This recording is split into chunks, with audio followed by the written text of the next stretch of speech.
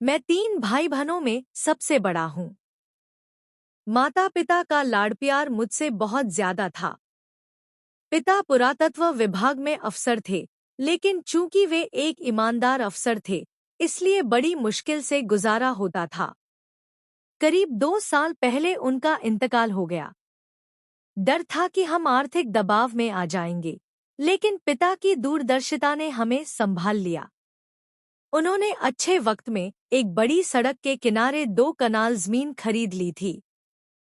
कुछ जमीन खाली छोड़ी थी और बाकी में घर बनवाया था, लेकिन इस तरह कि अगर हम ऊपर की मंजिल पर शिफ्ट हो जाए, तो ग्राउंड फ्लोर पर 10-12 दुकानें बनाकर किराए पर चढ़ाई जा सकें। हमने वैसा ही किया। इसके अलावा पिता की बीमा पॉलिसी ने भी हमें फायदा पहुंचाया। मैं बचपन में शारीरिक रूप से काफी कमजोर था। हालांकि लड़कपन तक पहुंचते पहुंचते शरीर पर थोड़ी बहुत मजबूती आ गई थी। इसके बावजूद लड़कों में मुझे हमेशा ही सिंगल प्लाई समझा जाता था। लड़ाई झगड़ा मेरे बस की बात नहीं थी। मगर बचपन और जवानी में कई बार ऐसे मौके आए जब मेरे लिए लड़ना जरूरी हो गया। ऐसे मौकों पर अक्सर मेरी हिम्मत जवाब दे जाती थी। टांगों से जैसे जान निकल जाती थी और दिल 1000 मील प्रति घंटे की रफ्तार से धड़कने लगता था। अपनी इस कमजोरी पर काबू पाने की मैंने बहुत कोशिश की, लेकिन कभी कामयाब नहीं हो सका। आजकल फिर वही हालात सामने थे।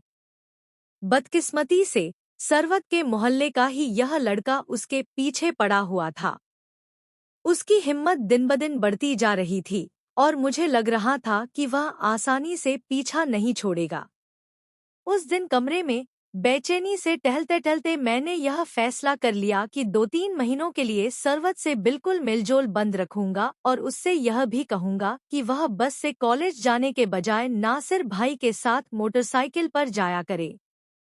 पिछले 2-4 सालों में जब भी मुझे अपनी शारीरिक कमजोरी की वजह से कहीं अपमान या शर्मिंदगी उठानी पड़ी, मेरे अंदर एक इच्छा बहुत तीव्र रूप से पैदा हुई, और वह यह थी कि मैं खुद को शारीरिक रूप से मजबूत बनाऊं। कम से कम इतना तो कर सकूं कि अपने जैसे किसी आदमी की ज्यादती का ठीक से जवाब दे सकूं। उन दिनों मार्शल आर्ट का काफी शोर था, कराटे के क्लब खुले हुए थे। मैं भी कभी कभार उर्दू बाजार के पास स्थित एक क्लब में जाता रहा और हाथ पैर चलाता रहा। लेकिन सच्चाई यह थी कि इस व्यस्तता में मुझमें निरंतरता की कमी थी। आम तौर पर 2-4 महीने क्लब जाने के बाद मेरा ध्यान हट जाता था और किसी और तरफ चला जाता था। ध्यान दोबारा क्लब की ओर तब जाता था जब फिर कहीं शर्मिंदगी का सामना करना पड़ता था।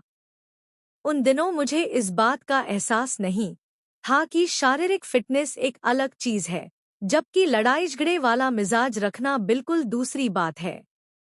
स्नैक बार वाले वाकये के बाद मैंने एक बार फिर पूरे जोर शोर से मार्शल आर्ट क्लब जाना शुरू कर दिया। उन दिनों हमारा यह क्लब उर्दू बाजार के पास से बदलकर अनारकली की तरफ चला गया था। मुदस्सर आरिफ साहब हमारे उस्ताद थे। वे बड़ी मेहनत से हमें दांवपेच सिखाया करते थे।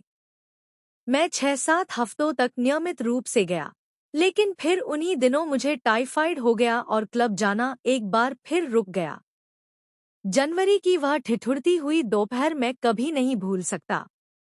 मैं अपनी माँ के साथ लिबर्टी मार्केट से खरीदारी करके घर लौटा ही था कि फोन की घंटी बजने लगी।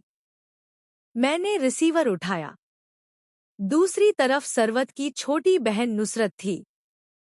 वह आंसू भरे लहजे में बोली, यह कहानी यहीं खत्म नहीं होती। असल इम्तिहान तो अब शुरू हुआ था। अगले हिस्से में वह घटना जिसने मेरी जिंदगी बदल दी।